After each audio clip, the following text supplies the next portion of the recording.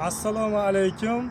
Hozir Qashqadaryo viloyat Qarshi tuman Chaqlak mefida bir kontor bir mahsulot dastur tamoyil asosida mana kartoshka ekilgan hududda turibmiz. Kartoshka 10 ta fuqaroga berilgan yerga dehqon xo'jaligi yetishtirmoqda. Hozirgi kunda kartoshkamizda o'sha ijaraga olingan yerlardan unumli foydalanish uchun kartoshka mahsulotlari yetishtirilmoqda.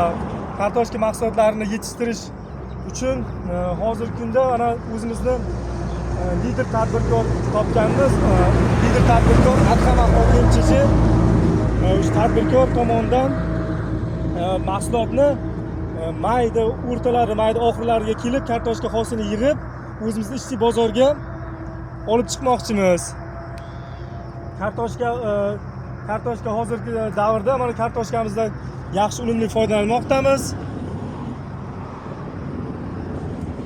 Kartoshka hosilini yig'ish ishlari xudo xohlasa bir oydan keyin boshlaymiz.